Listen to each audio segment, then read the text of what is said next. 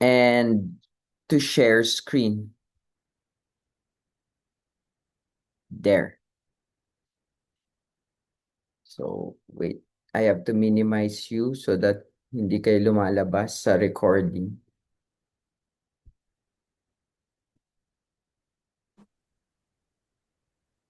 Okay. Good morning, everyone, and welcome back to Medieval Philosophy. Last week, we looked into Justin Martyr, and now we shift to another patristic father whose name is Clement of Alexandria. So, as the second century progressed, Christianity stood at a turning point.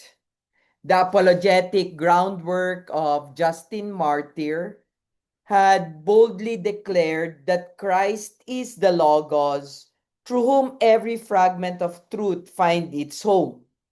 Justin insisted that philosophy, when it's rightly used, is not a rival to faith, but a companion on the road toward God. His writings invited the church, the early church, to enter the intellectual arena with courage and conviction, confident that the gospel fulfills the highest ideals of the human mind. Clement of Alexandria took up that torch and carried it into the vibrant heart of Alexandrian culture, a place alive with philosophical debate, scientific pursuit, and religious experimentation, and even artistic brilliance. In this environment of Alexandria, he saw clearly that truth is one, no matter where it is discovered. Remember, after the fall of the Temple of Jerusalem, there were two groups of rabbis who gathered in Jamnia, south of Jerusalem, and in Alexandria. And they both tried to reconstruct the Hebraic canon. And it was the Council of Alexandria that actually produced the Old Testament that we carried over in the Roman Catholic Church. The Jamnia text considered many of the of what we call now apocryphals really apocryphal. So it was Clement of Alexandria who basically said there is only one river of truth, but a lot of streams disgorge their waters into it. And we see that one in the Stromateis. And let me upload the text of the Stromateis right now for you to see. Wait, ayaw niya magpa-upload. Wait. Mali.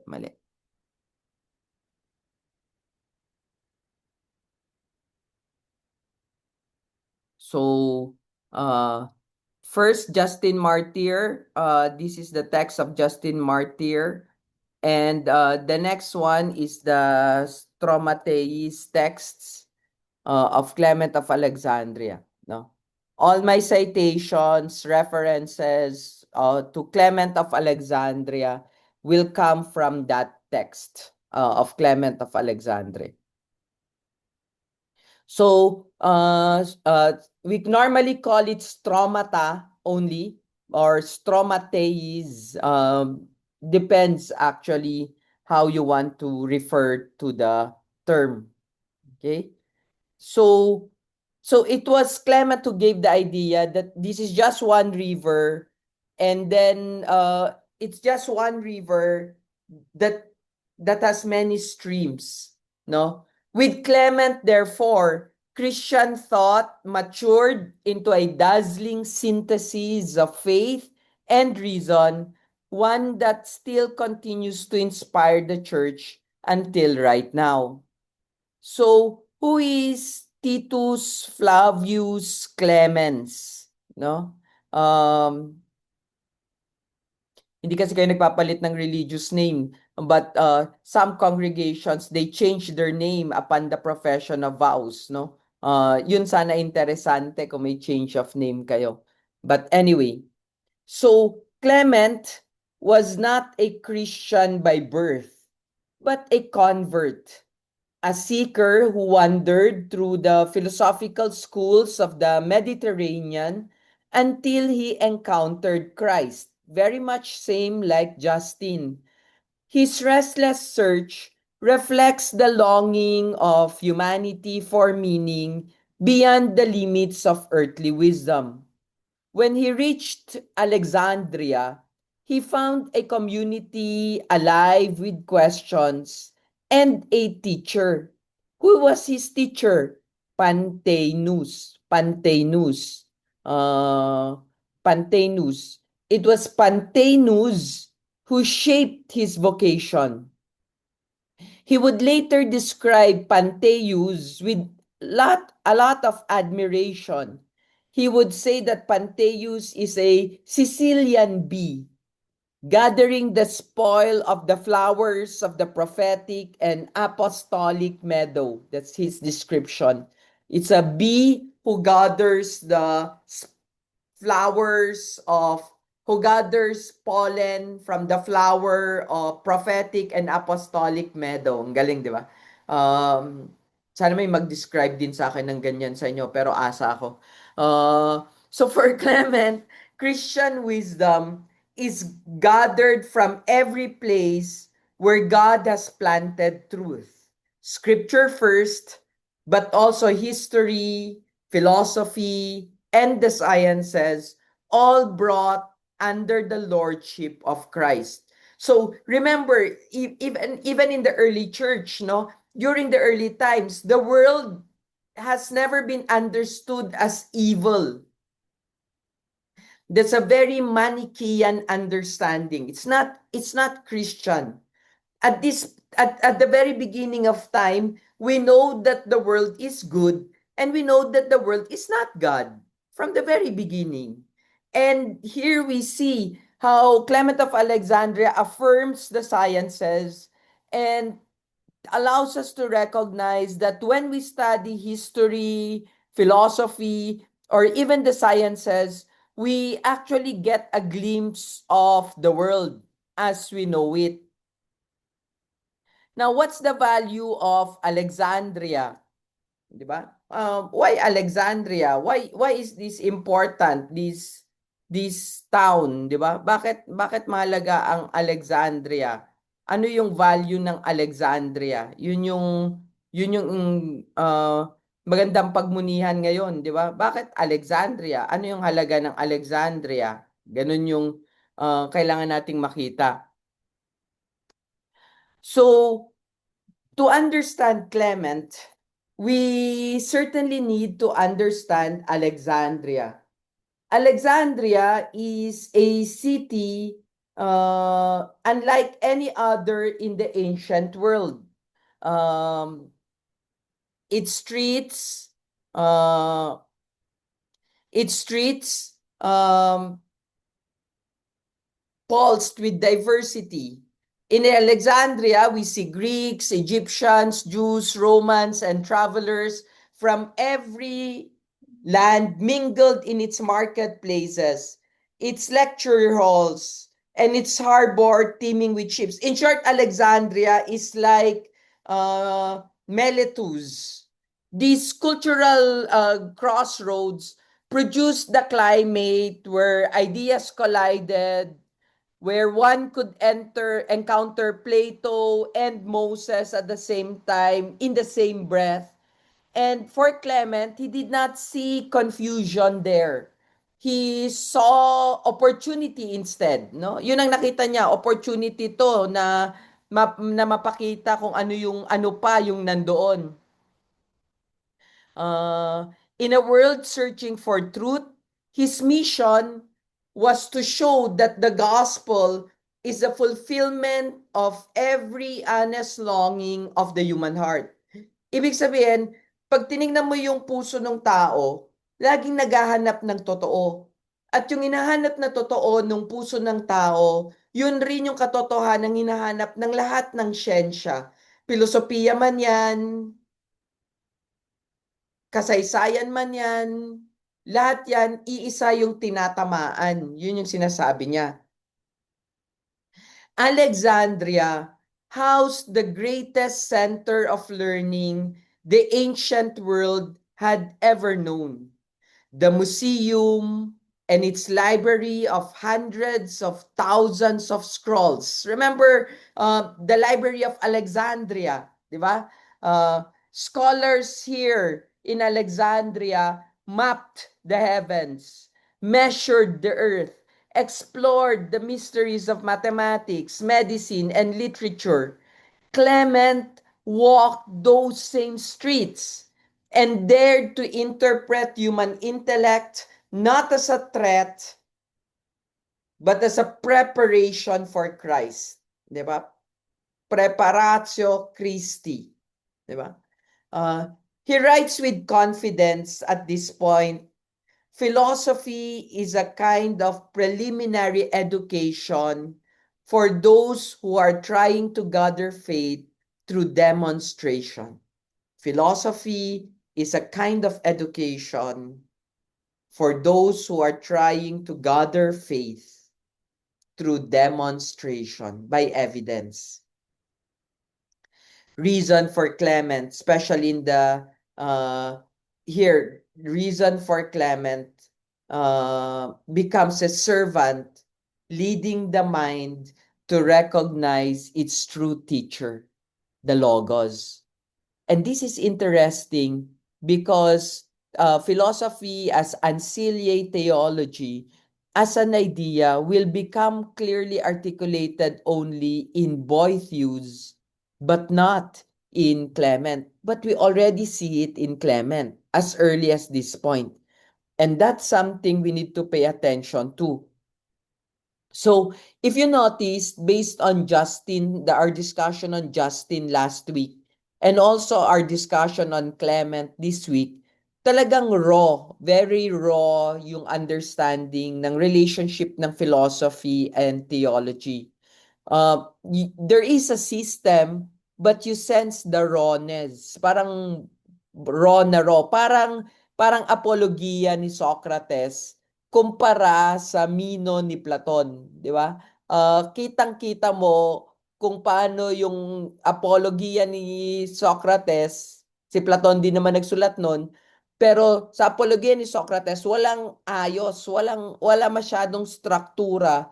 Di tulad nung mapapansin o makikita sa Mino na sinusundan na yung Elencos, di ba?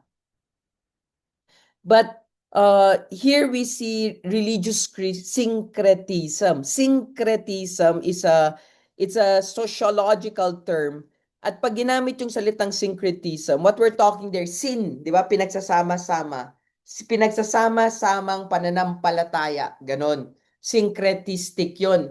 Parang kayo, di ba? Even if you're seminarians, if you were raised by a yaya or a lolo, you still believe in the duende or manananggal or things like that. And it's there, cohering, living with, growing your own sensitivity. Ganun yung pag-uunawa natin, di ba? So Alexandria was also a laboratory for spiritual experimenting. Deities blended, mystery cults promised hidden knowledge, and philosophers invented systems that dazzled seekers but often left them empty. Clement, at this point, understood that false syncretism threatened to dilute the gospel. Yet he did not respond by withdrawing from culture. Instead, Clement presented Christianity as a way of clarifying what other religions only grasped in shadows. The world is not saved by scattering divine truths into new myths, but by Christ, the Logos, who gathers all truth into himself, no? So, nakita niya na warak-warak, kalat-kalat yung mga bagay-bagay, Pero yung pananampalataya natin, hindi talaga siya kumikilos sa mundong kalat at nagkakalat. Hindi talaga siya tungkol sa paggugulo, no? Hindi siya nagkakalat, no? I want to emphasize that. Nagkakalat, 'di ba? Walang kahulugan. I like that Filipino term a lot. Kahulugan, 'di ba? Where everything falls in its place. Saan nahuhulog lahat ng bagay. And it was in Clement where you see very clearly that move, no? That move for that move, no?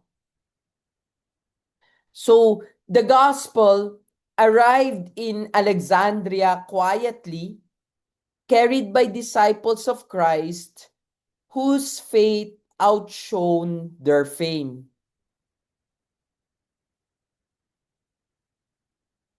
By Clement's time, believers had spread into every level of society. The catechetical schools where Clement would one day teach had already become a beacon of Christian learning. He later reminds believers that every truth discovered, whether Hebrew or Greek, as long as it is true, is the work of God. No?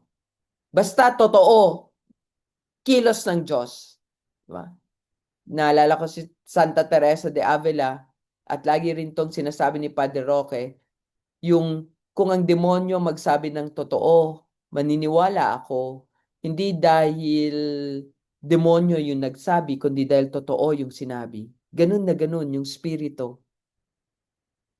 Clement would write, your foot will not stumble if you attribute good things, whether Greek or Christian, to providence. Ang galing, sabi niya, hindi ka mawawala. Basta totoo, no? So, Christ did not come, for Clement, obviously, in a world where it's just plural, Christ did not come to silence cultures, but to fulfill them, no? To fulfill cultures. So makikita mo, hindi tayo pumapalag, kaya hindi tayo, we are not the faith that has the tendency to erase, di ba? In fact, whether you like it or not, it was Catholicism that carried and pushed forward the faith a lot. Kaya nga, di ba, ang dami nating Egyptian, ano itong mga towers sa Egypt? Ay yung tower sa Rome, yung mga Egyptian, yung may mga hieroglyphics. Meron tayo sa St. Peter's, I forgot the name, oh my God, it's at the tip of my tongue. Pero we kept it, di ba? We kept it. Christianized it, put the cross on top, yes, but kept it nevertheless. That's why even when you go to the Vatican Museum, most of you would be able to go there, I'm sure. You'd see also the different cultures, the gifts of the different cultures. May mami nga tayo dun eh. And many, many sculptures, in fact. Now, Clement, as it is, stands on a foundation laid by Alexandria's Jewish community. Here, the Septuagint, no? Siyempre, Septuagint, pag sinabi na yung Septuagint, you already know this is the Hebrew scriptures that is translated into Greek, no? Kasi Alexandria nga eh, di ba? Hindi ito yung jam niya na purist Hebrew lang. Alexandria ito. The Septuagint prepared the world to understand Christ as Logos. Here too, Philo of Alexandria harmonized scripture and Platonic thought, a dialogue Clement deepened and tried to develop. Here, he celebrates this divine preparation. For Clement, he understood God to have provided the riches of philosophy to help guide nations toward the gospel. Truth's River were already flowing into Christ long before Clement taught them. Let's look at Clement's philosophy of life. Clement sees life through the lens of God's goodness. Against teachings that condemn the physical world, he affirms a creation that reflects divine glory. God is not distant. He reveals himself through the Logos so humanly that we may share his life. Clement, therefore, presents faith not as a rejection of reason, but its completion. Here, his theology is warm, hopeful, and deeply human, incarnational, if you will. God is responsible for all things. God is responsible for all good things, some directly, others indirectly. Everything truly good, basta mabuti, draws the soul towards God, teaching it to love God as the source of all delight. No? The source of all delight. Ibig sabihin, lahat ng hinahangad ng puso, lahat ng, lahat, all the desires, di ba? The desire. Gusto kong, I want you to emphasize, look at that. We will see it more in Augustine, pero yung desire, kailangan pansinin niyo yung desire. Paano yung kilos nung desire na yan? The passion, di ba? Uh, and and how we move from there, di ba?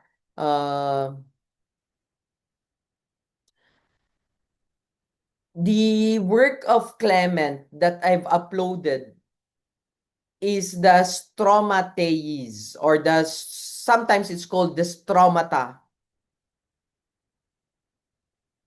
The Stromateis also means patchwork because it gathers insights into a mosaic of Christian wisdom. Mosaic, no? Pira-pirasong tile na pinagdidikit-dikit para may mabuong kwento. Ganon. Theology, scripture, ethics, philosophy are all woven together like a tapestry that is intended to train the soul.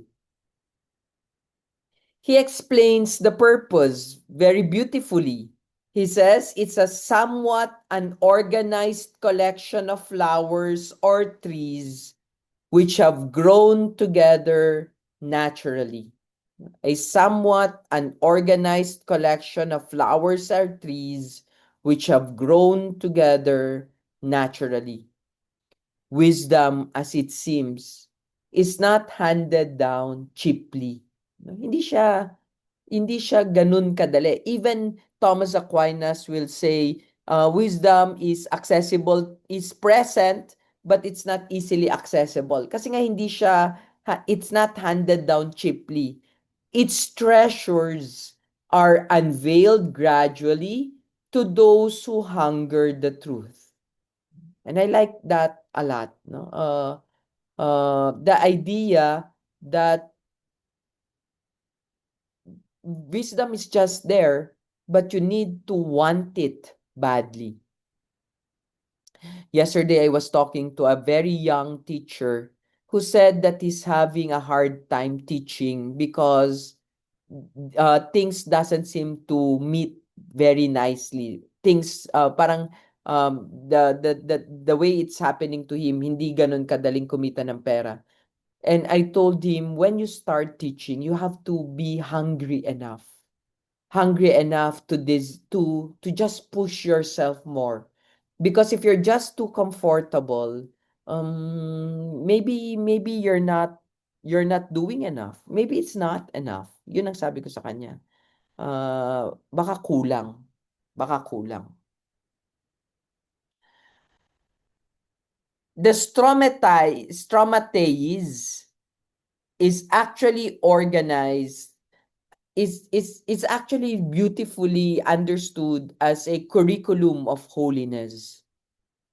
It's actually divided into 8 books, guiding the believer from faith to knowledge to love. No? Faith to knowledge to love. No?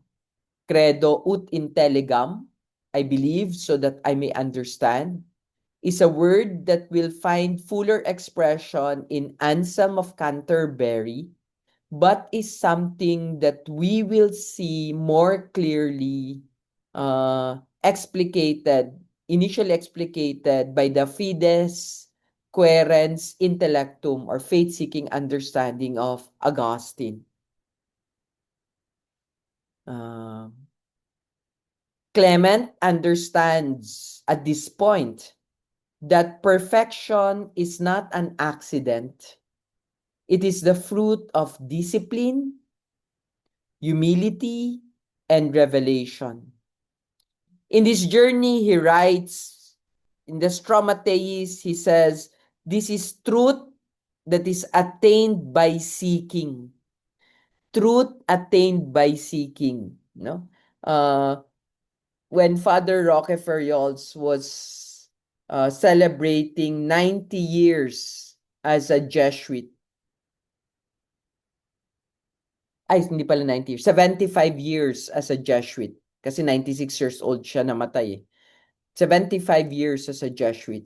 He gave a very interesting speech, right? He said, all my life, and he said it in English, and we have a copy of the script. He says, all my life, I thought I was looking for God, but I was wrong. It was God who was looking for me. All I needed to do was to be found. Yun sabi niya. Diba? Kailangan ko lang pala magpahanap. Kala ko ako yung maghahanap, pero kailangan ding mahanapan ako. Pero truth is attained by seeking. Naghahanap, di ba?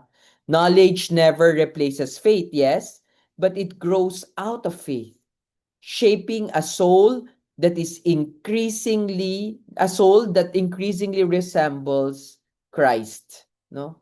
Habang tumatagal, palinaw ng palinaw, sino si Kristo? Ano yung papel ni Kristo? Ganun yung laro. Ganun yung nangyayari. So let's look at these 8 books, no? Before the Lord's coming, God used the law to guide the Hebrews and philosophy to guide the Greeks. Clement boldly affirms that reason itself was a divine preparation for the gospel. By the way, even in Zoom, we are informed how many people viewed the recording. So I know there were only 6 of you who viewed the recording last time. So do not be surprised if next meeting there is a quiz for Justin and Clement of Alexandria. Don't worry too, I uploaded the recording already in YouTube. But something to pay attention to, okay? So Clement boldly affirms that reason itself was a divine preparation for the gospel. Philosophy cultivated the moral seriousness and the intellectual hunger necessary for souls to recognize Christ when he was proclaimed. It was not the destination, but philosophy was the road leading towards truth. Clement writes, philosophy is a kind of preliminary education for those who are trying to gather faith through demonstration. He invites Christians to see God's providence at work far beyond the boundaries of Israel, shaping humanity to receive the revelation of Jesus Christ, the wisdom of God made flesh. So even before, even before, and that's true of all and of many cultures. We need to pay attention how or what happens here, di ba? What how we move forward here. So, Clement offers one of his most famous images that we've always been referring to since the beginning. Truth as a mighty river fed by many tributaries. Some reach it by way of scripture, some through reason, others by intuition. Though paths differ, the destination is the same. The eternal truth found in Christ. So every genuine insight discovered anywhere in the world, whether in the Philippine soil or anywhere else, flows into him. That's why he writes, there's only one way of truth. No? Remember, for us, even when scripture says, I am the way, the truth, and the life, truth now is not just an idea in Christian thought. Truth is a person. Truth is a person. There's only one way of truth, but different paths from different places join it. Just like tributaries flowing into a perennial river. There, you see the quote. This vision frees believers from fear and teaches humanity, humility. If truth unites, error divides. If truth unites, error divides. Kaya dito, anything that is divisive, it's not Christ. Diba? And all who seek sincerely, lahat na naghahanap ng may kabukasan, are approaching Christ, papalapit kay Kristo, alam man nila ito o hindi. No? Knowingly or unknowingly, as long as you are doing truth, you're on your way to Christ.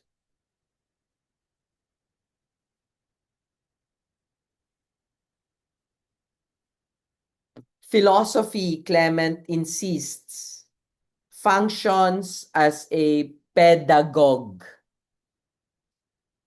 a tutor leading the Greeks to Christ, just as the law led Israel. It cannot save, but it can teach hearts to long for the good and prepare minds to recognize truth in the gospel. Here, reason becomes a servant of revelation. Thus, Clement assures his students that following Christ doesn't mean abandoning their intellectual heritage.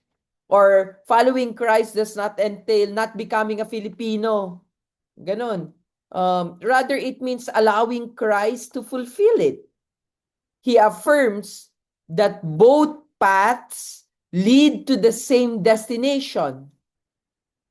And what's the destination? The truth revealed in Jesus Christ. Yet Clement warns us,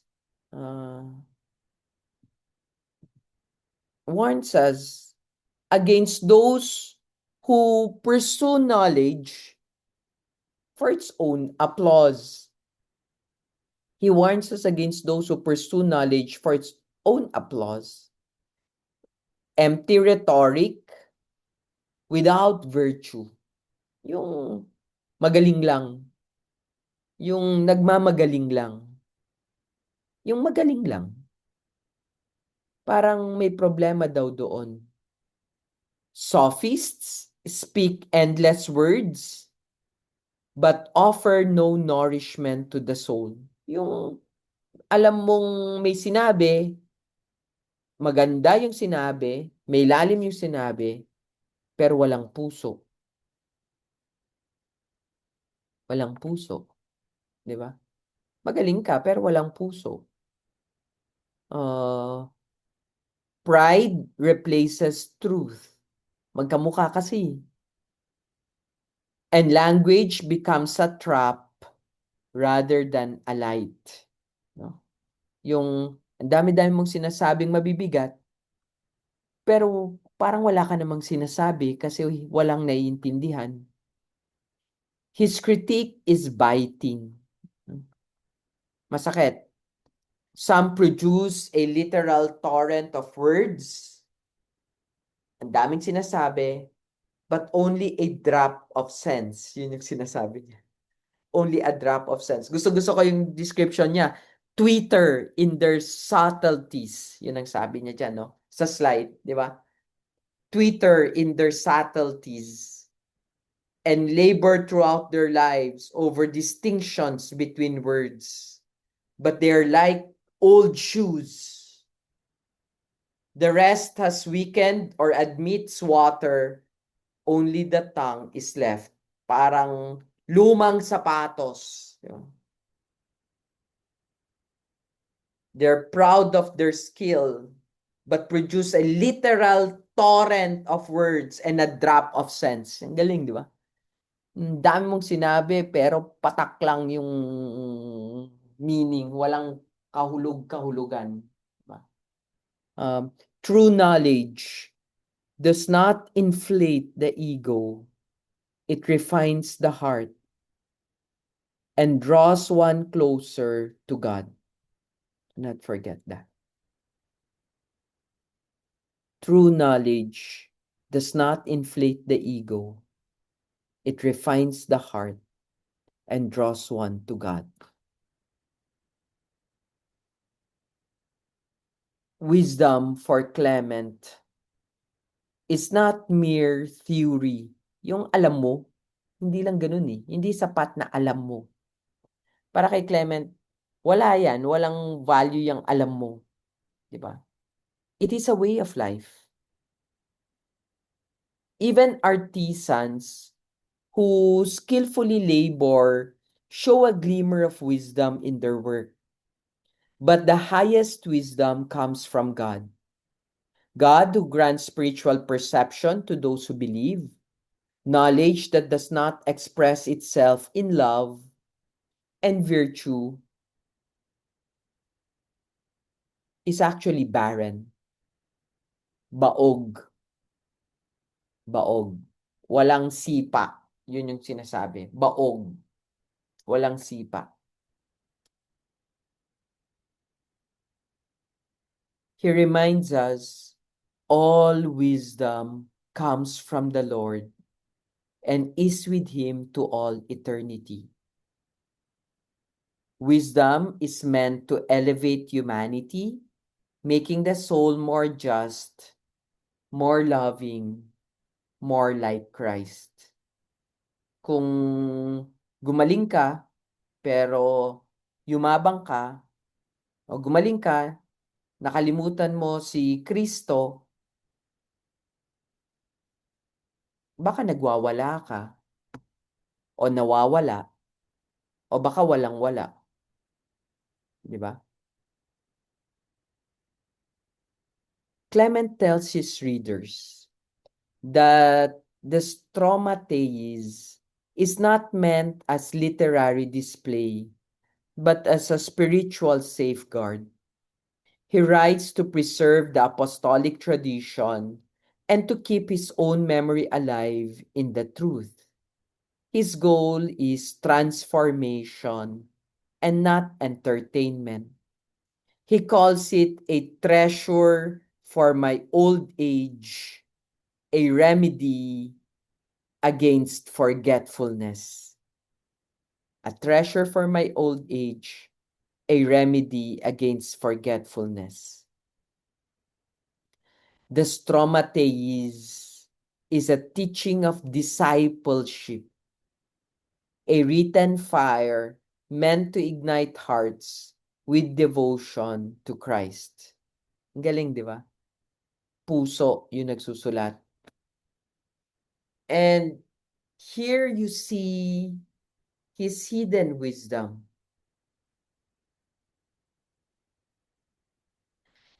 Some complain that Clement is difficult to understand. In fact, you don't have to read all the 8 of the Stromatheis, only book 1 and book 2. And that's because Clement is not easy to understand. And he agrees perfectly with that. His writing intentionally veils higher truths for those who seek arguments rather than God. Di ba? Parang Socrates lang, di ba? Kung matatandaan nyo sa apologia ni Socrates, laging sinasabi sa kanya, oy, bantayan nyo yan, kasi yung mga may hinang argumento, pinapalakas niya. Pero malinaw na malinaw kay Socrates, hindi ito usapin lamang ng argumento. Pwede akong magsalita ng tulad ng pananalita ng mga nandoon sa loob ng korte, pero hindi ibig sabihin nanalo ako dahil sa pagsunod ko sa pananalita na totoo na yung sinabi ko. Kaya nga malinaw na malinaw kahit kay Socrates, hindi ito usapin ng pagalingan lamang ng argumento. Usapin ito ng totoo ba, 'di ba? Kahit hindi magaling yung argumento, basta totoo. 'Yun yung mahalaga. So hindi kailangang maganda yung pananalita, no? Pang-sofista 'yan. Uh, I've been your teacher for almost a sem, and you never heard me speak highfalutin words, 'di ba? Pang-sofista 'yun. Nasa punto na ako ng buhay ko siguro na wala na akong gustong patunayan. Maniwala kayo hindi, wala na sa akin. Kahit hindi kayo maniwala. Di ba? Here, he believes holy wisdom must be approached reverently, with humility, and the desire to obey. That's why in the Stromatheis, he will say very beautifully, the mysteries are transmitted mysteriously, not in their voices, but in their minds. Yun ang lagi niya sinasabi, di ba? The mysteries are transmitted mysteriously. Kailangan makipagbuno sa harap ng misteryo. Truth that is concealed invites the seeker to grow. For the heart must be purified before it can comprehend divine light. Kahit yung puso, kailangan ding linisin. Diba? Faith is the root, ugat. Knowledge is the fruit, bunga. Clement presents a spiritual ascent, pag-angat. No? Pag-angat, parang hagdan. Ascent to Mount Carmel is a text written by Teresa of Avila. But also, Itinerarium Mentis in Deum, the journey of the mind to God, is an ascent. No? The imagery of ascent. But the ascent we also see in Plato's allegory of the cave. Diba? The faith opens the soul to God. Learning develops understanding, and knowledge blossoms into love. Those who cling to faith alone without growth remains immature. Those who seek knowledge without faith fall into pride. Faith, therefore, does not end where knowledge begins. Faith becomes foundation, knowledge becomes perfection. The true Christian strives for both, so that belief becomes vision and devotion becomes wisdom. And that's something to pay attention to.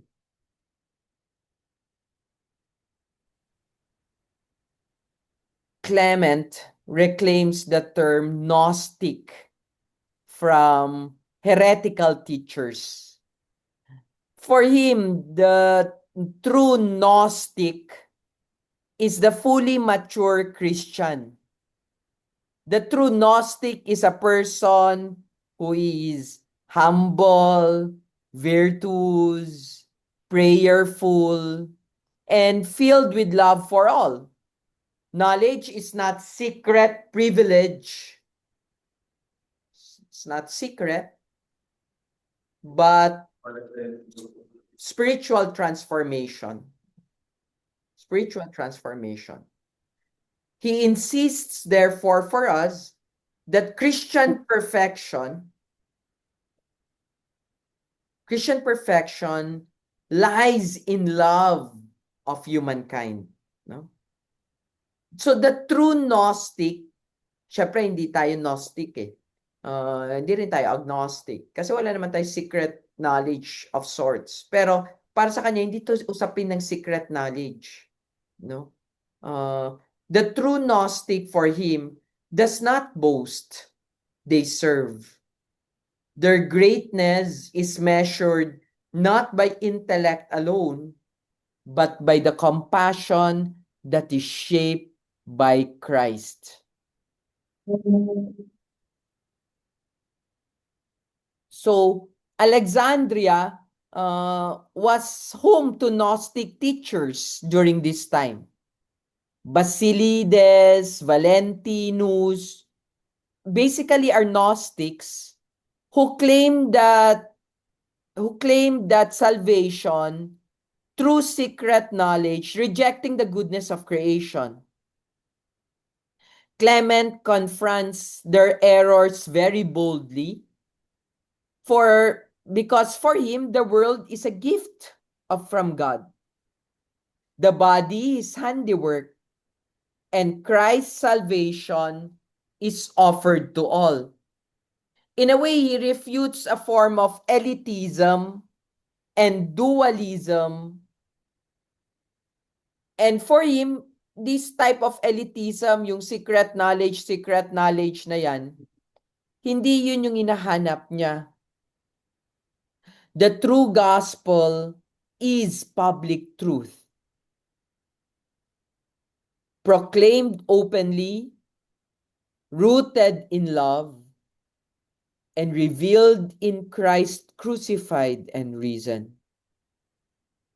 For Clement, this type of Gnosticism, yung like our Masons, di ba? The Masonry, these are Gnostic groups. They operate on a secret wisdom. He considers it a form of elitism, dualism, one that is contrary to our Catholos identity, universal identity. No? The true gospel is public. It's public truth, proclaimed openly, rooted in love, revealed in Christ crucified and risen. We're not a matter of hidden myths, but a radiant revelation of God's goodness. Of God's goodness.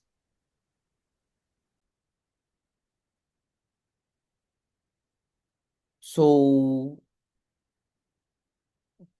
let's look at book 3 and move forward to this introduction. And then next meeting, I'll zero in on book 1 and book 2 only. The question of marriage. In Alexandria, Christians disagreed sharply about marriage And some radical groups championed total sexual freedom, while others rejected marriage entirely as sinful. Clement confronts both distortions. Marriage, he teaches, is not a concession to weakness, but a holy calling, a covenant that shapes virtue and expresses God's creative love. Remember, during this time, there's an understanding that Jesus was already coming almost immediately.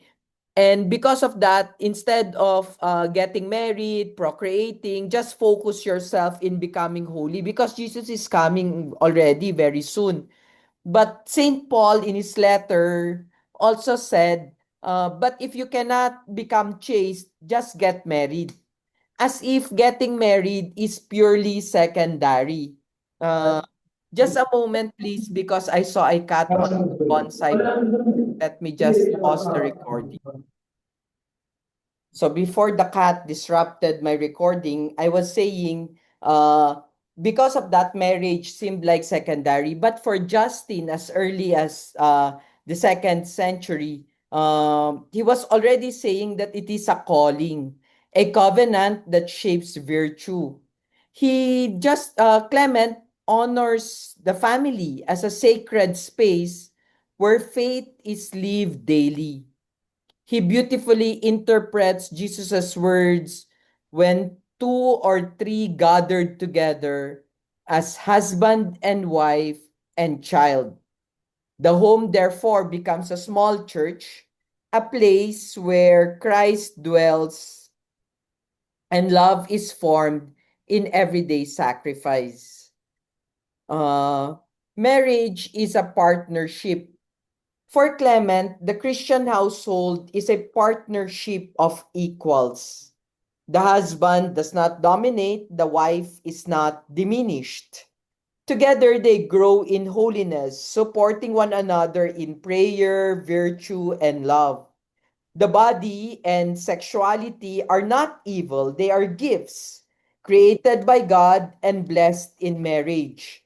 Celibacy is honored also, but only for those who are specially called.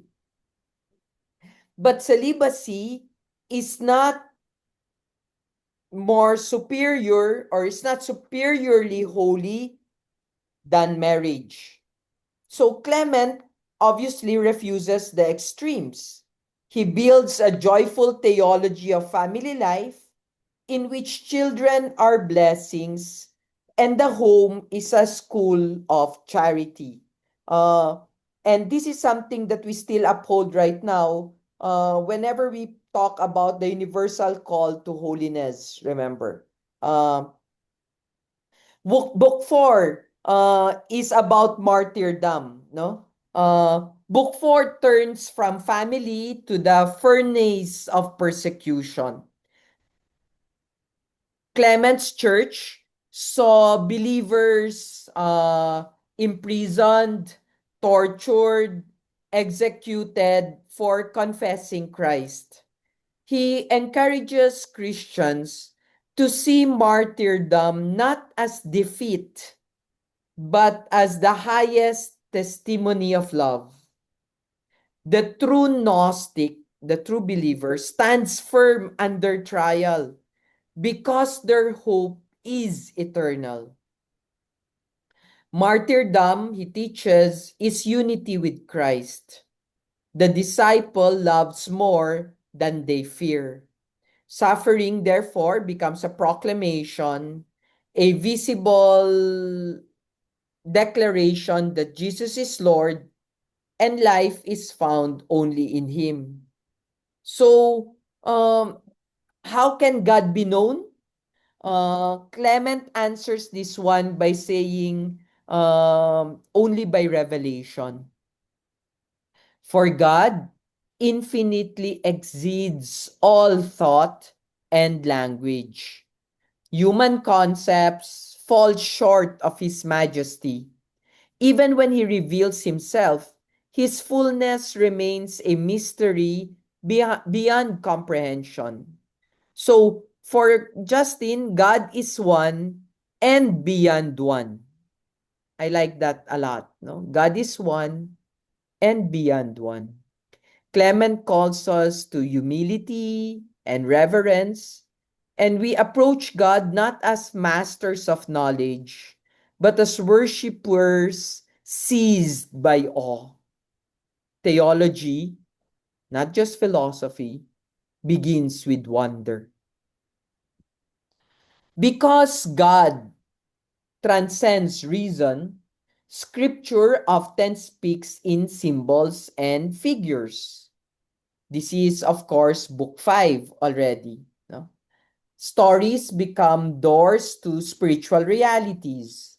Literal and deeper meanings coexist, inviting ongoing reflection and even growth. Clement teaches that symbol protects mystery. Symbols protect mystery, shielding sacred truths from mockery while drawing sincere seekers deeper. Symbols. Scripture therefore becomes a well, a living well, balon. The beginner drinks milk, the mature draws wine. Interpretation, therefore, becomes a journey into divine understanding. And we see that, for example, in the story of Hagar and Sarah, no? Uh, or we see that in the case of the three patriarchs, Abraham, Isaac, and Jacob, no? So here we see something else, no? The role of philosophy, no? The role of philosophy. In Clement's view, philosophy. So, what is this view, no? That we see. So Clement addresses here a difficult passage and raises a very provocative question. And it's this passage: all those before the Lord's coming are robbers and bandits, he says. His solution, philosophy, was not sent by the Lord, but came as an object of theft or a robber's gift. Yan ang interesante. If you pay attention, why is he calling it this? What does he understand when how does he understand precisely that, di ba? Is it philosophy a gift or a theft? And we pay attention what we basically mean by this one, di ba? For early Christians, this is something we need to pay attention to, precisely because Greek philosophy appeared suspicious. It's a pagan system, if you will, no? That might lead believers astray. Heretical groups had twisted philosophical ideas into false theologies. And some wondered if Christians should reject philosophy altogether as dangerous competition to the gospel.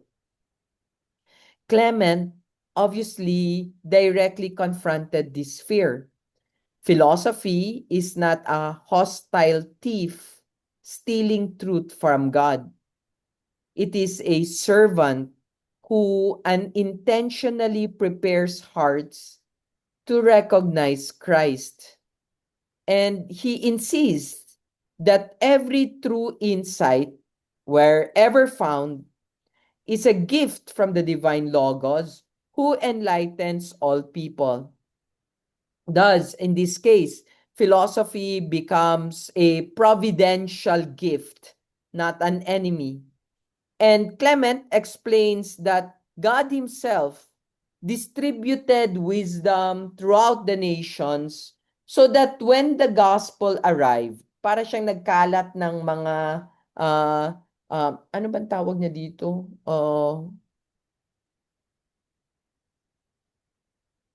Semen spermaticos yata eh. But I have to check. I think it has something to do with the planting of seeds. So that when the gospel arrived, many would already be longing for truth. And as he teaches, philosophy is a kind of preliminary education for those who are trying to gather faith through demonstration. Remember the definition. Rather than choosing between Athens and Jerusalem, Clement unites them. Philosophy's highest purpose is fulfilled when it leads the soul to Christ, the wisdom of God made flesh. And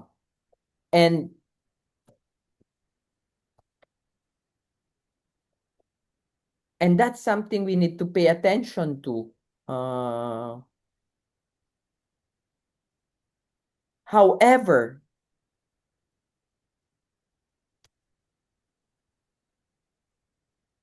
we also need to understand that despite so, there's still a priority of Hebrew wisdom. We still need to recognize that Hebrew wisdom predates Greek philosophy.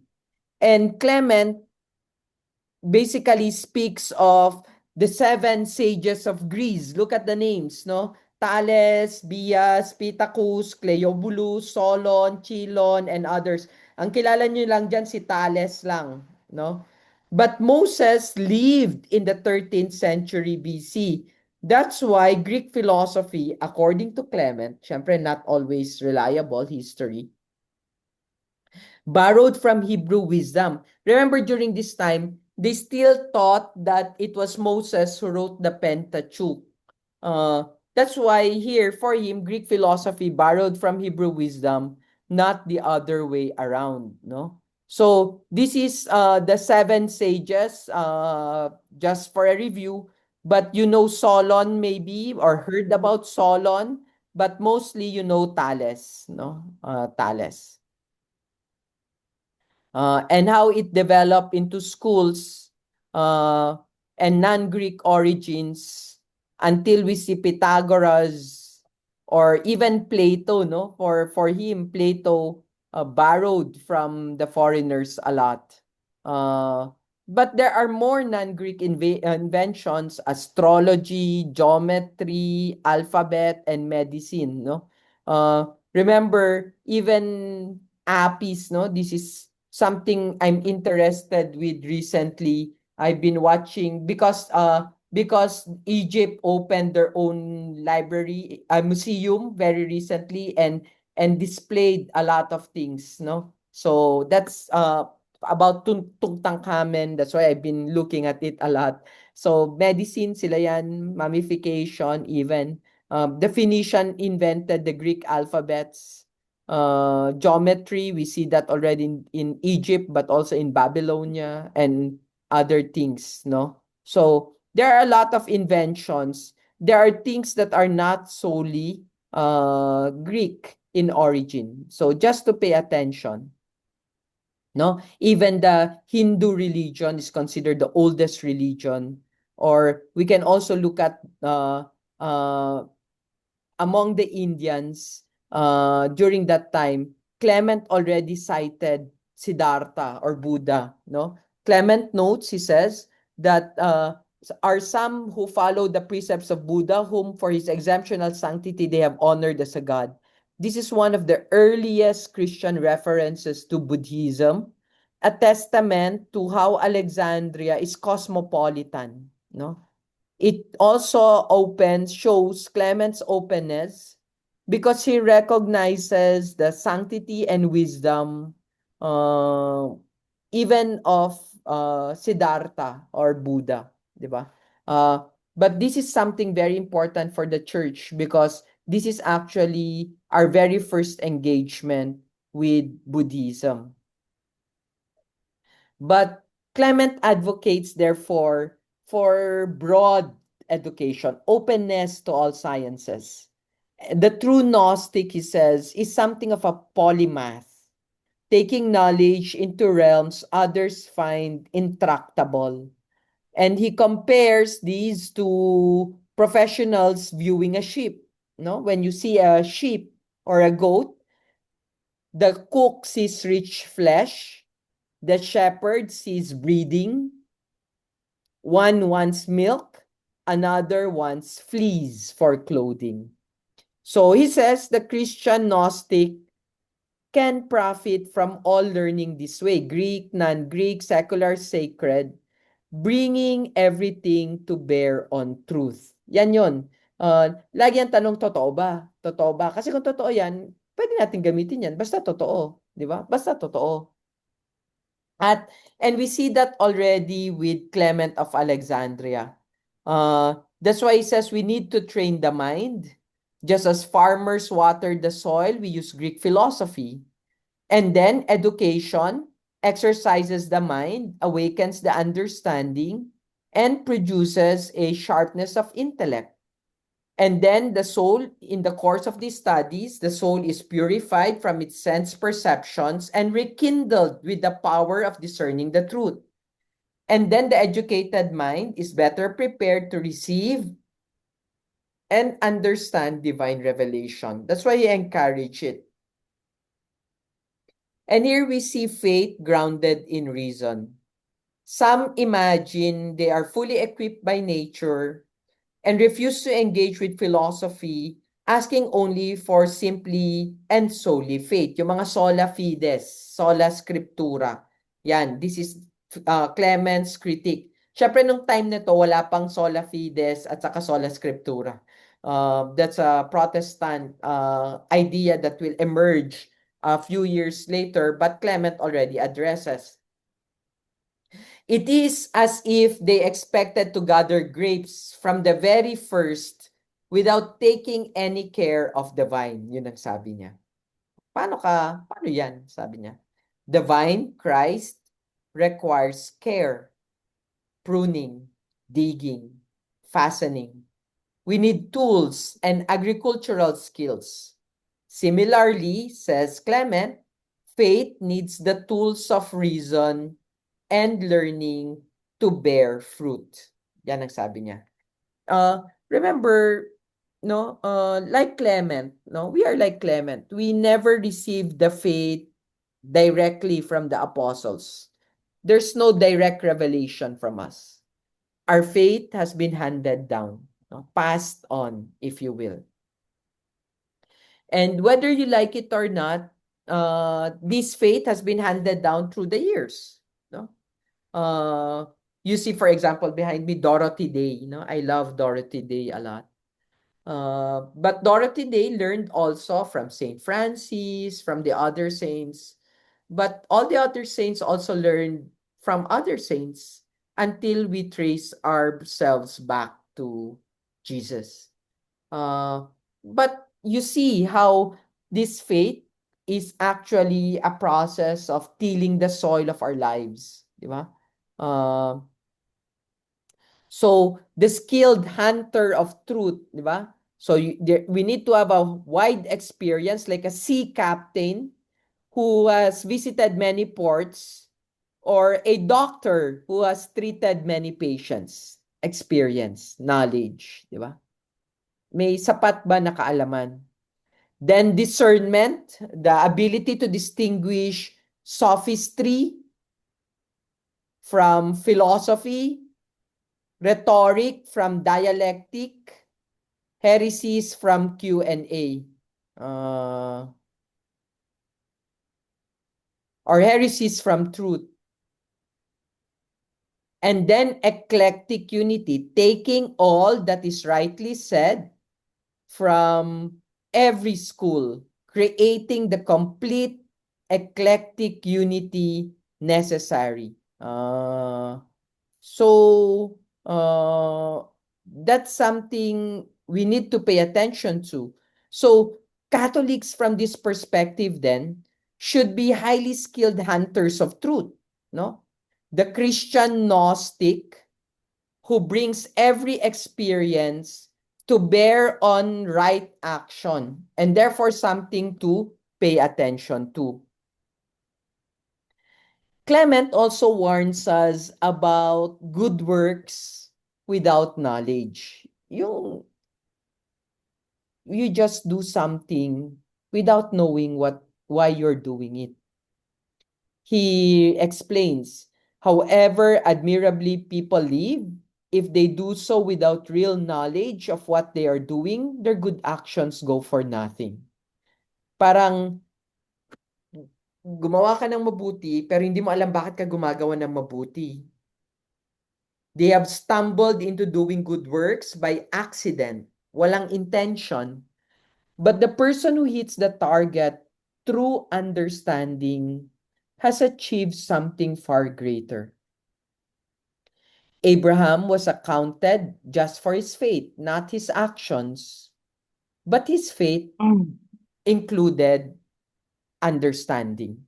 No? His faith included understanding. Bakit?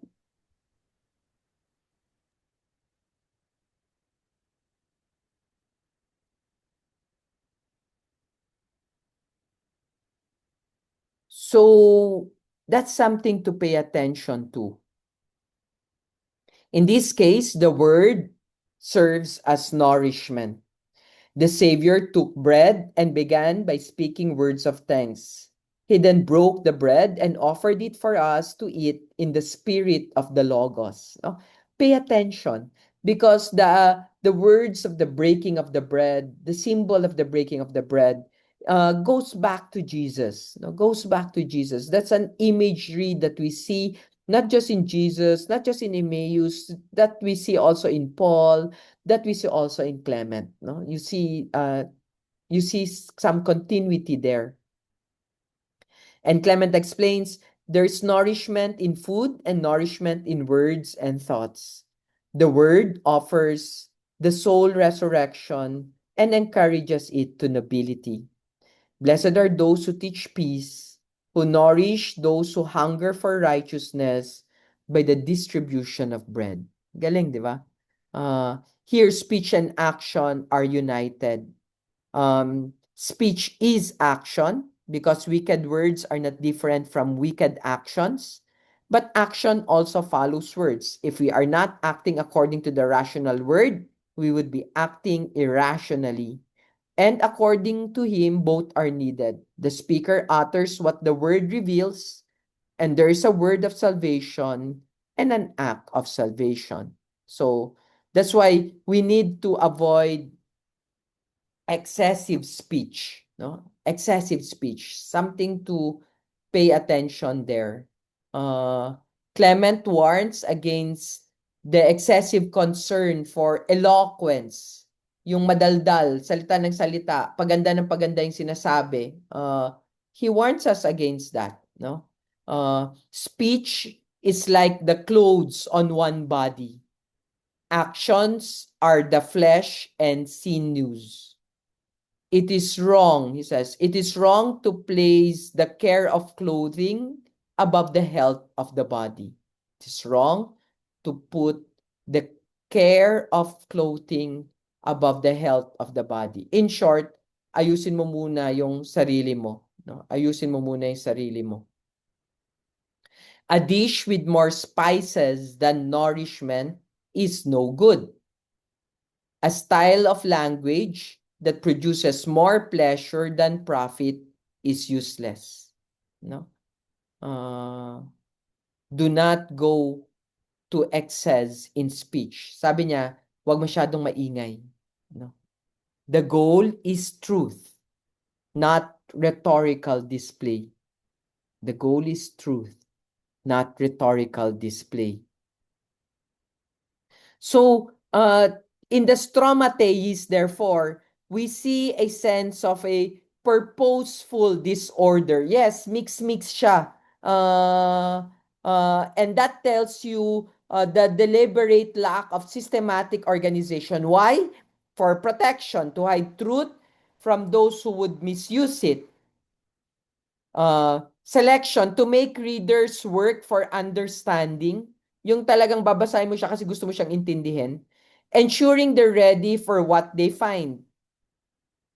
Variety, to present truth from multiple angles like seeds scattered that will grow differently.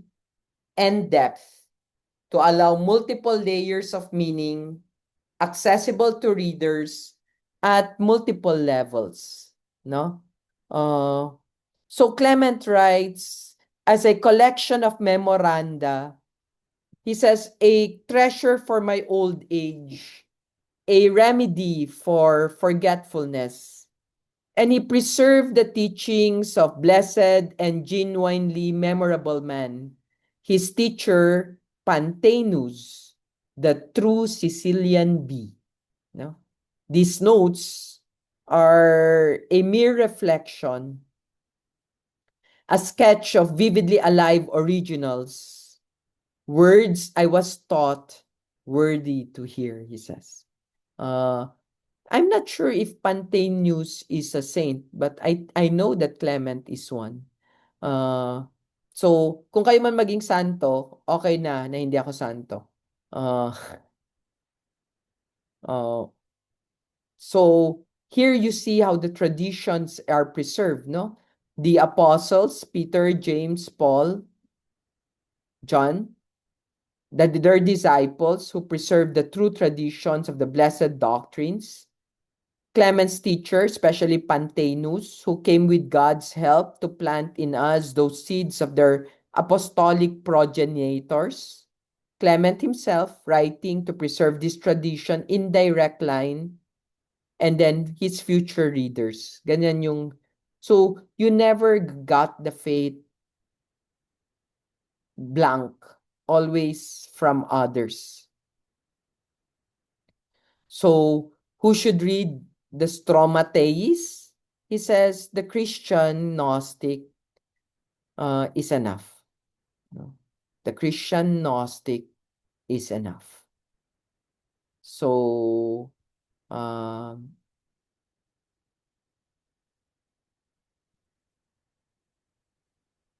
he says, truth is scattered. Kalat-kalat yung pananampalataya.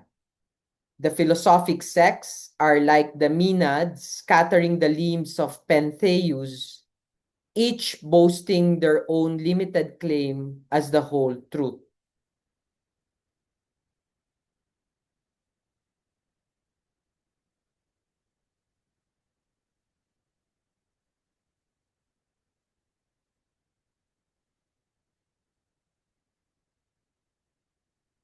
Sandali lang ha.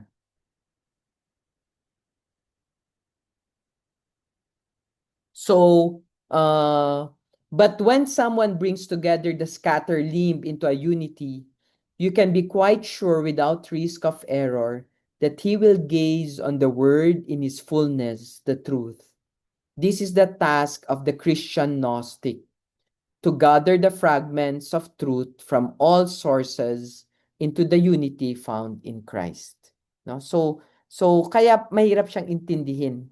Here you see the harmony in diversity, something that we find also in the Timaeus, no? The high note, low note, single chord. Parang this is the hymn of the universe, which we learn in Platonic cosmology, that there is harmony in the universe, that the cosmos is intelligible. No, yun din yung sinasabi dito. Is intelligible. And the ultimate goal is that we are to exercise our citizenship in likeness to God. The goal, why is he writing the Stromateis? Why is he arguing for philosophy? Is to accept God's plan as the directive power for the whole of our education. And this requires faith as foundation, knowledge through learning, virtue in action, love for all humanity, and union with Christ. The result of our philosophical engagement is a mature Christian, the true Gnostic who has gathered all truth into unity. No? Ibig sabihin, iba-iba man, literature man yan, philosophy man yan, science man yan, poetry man yan, manwalya man yan, linis man yan, lahat yan, magtatagpi-tagpi para mabuo yung iisang puzzle.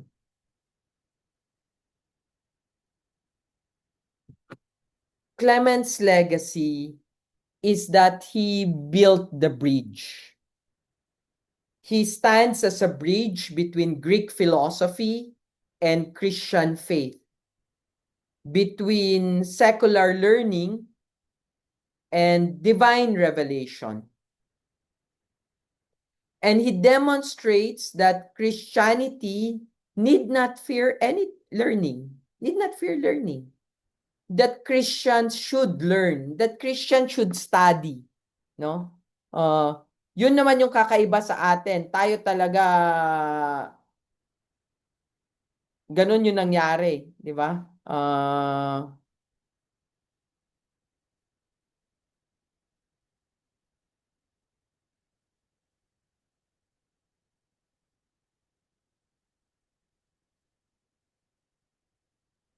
And he demonstrates that faith and reason can work together.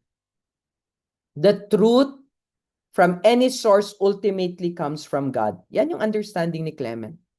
His work influenced later on Origen. Hindi naging santo si Origen eh. Remember, Origen was known for castrating himself, no? Taking literally the gospel command. But Clement will influence Origen, the Cappadocian Fathers, and through them, the entire Christian intellectual tradition. Ganun siya kagaling, si Clement of Alexandria.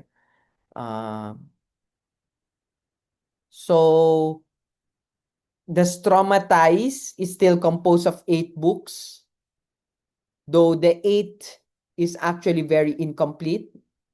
Here, Clement utilizes 348 authors and was written about 200 Anno Domini. Remember, Nicaea is 325. Nicaea is 325. Tandaan nyo yan.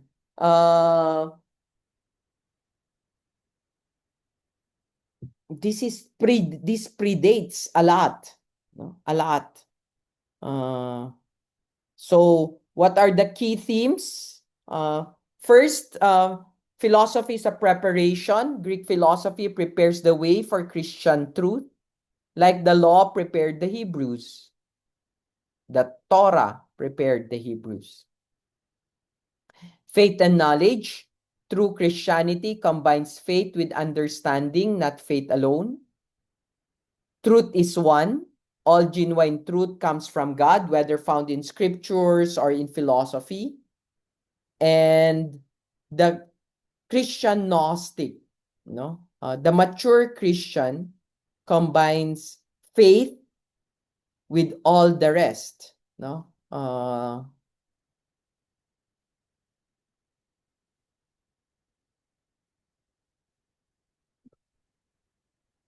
And here we see Clement's vision.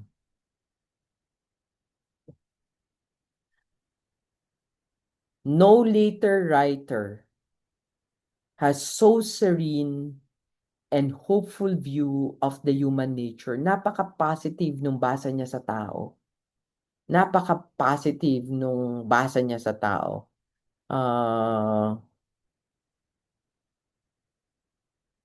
Clement sees humanity as good, capable of growth, destined for union with God. And he celebrates learning, beauty, and goodness of creation. In short, for Clement, Christianity is joyous, masaya, hindi kontrabida, not grim, no? Intellectual, matalino, hindi anti-intellectual, open to truth whenever it appears, hindi kontrabida, no? Yung laging bukas, hindi kontrabida, no? Laging bukas. So the stromatei, like a patchwork quilt, brings together diverse materials into a unified whole. Each piece has its place, it contributes to patterns. Greek philosophy, Hebrew wisdom, Christian revelation, practical ethics, mystical theology, all find their place in Clement's grand synthesis. The result is not a systematic theology alone, but something richer, a living tradition that invites readers to join in the search for truth. But Clemens Stromateis is unfinished. Book 8 is unfinished. It's not a finished system, but an invitation to journey. The Christian Gnostic, we are always learning, always growing, always seeking deeper understanding, hindi tumitigil. There's only one river of truth, but a lot of streams disgorge their waters into it. May we, like Clement, be skilled hunters of truth, gathering wisdom from every source, bringing all things together in Christ, and growing ever more into the likeness of God. The journey continues. The search goes on, and in that search, we find not just knowledge, but life itself. Buhay, buhay. So, as we conclude our journey with Clement of Alexandria, we recognize him not only as a teacher of his age, but as a bridge across the centuries. Clement believed that faith and reason were not enemies, but companions on the path to God. In a world divided between revelation and philosophy, he built a union that shaped the future of Christian thought. Through the Stromateis, Clement laid the intellectual foundation upon which medieval philosophy would rise. Without him, the church might have turned away from philosophy, and the medieval tradition of scholastic wisdom might never have flourished. Wala sanang discipleship stage. His conviction that all truth is God's truth allowed thinkers like Augustine, Anselm, Thomas Aquinas to boldly engage Aristotle and Plato for the glory of God. Clement's daring synthesis made it possible for the universities of the Middle Ages to unfold as sanctuaries of faith and learning, places where the mind could rise towards God. His influence reminds us that the church does not fear knowledge. The church illumines knowledge. The gospel is not threatened by questions. The gospel fulfills the deepest questions of the human heart. Clement shows that holiness does not require us to think less, but to think more truly, more deeply, and even more courageously, guided by the light of the Logos. Today we inherit his confidence. Today we stand on a foundation he helped build. Today we take up his mission to pursue wisdom that leads us to Christ. May we, like Clement, be people of a radiant mind, a generous heart, people who search out truth whenever it may be found, and then offer it back to God with praise. May we be scholars who pray and disciples who learn. May we see in every discovery, every question, every wonder, an invitation to know the Lord more fully. For Clement believed and lived a promise. A mind enlightened by Christ can transform civilizations. A mind enlightened by Christ can transform civilizations.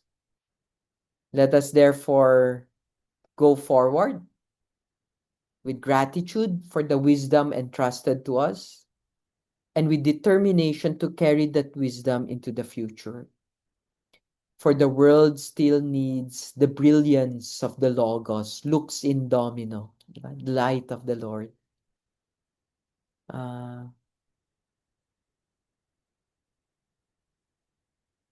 And the courage of those who dare to think, especially with God.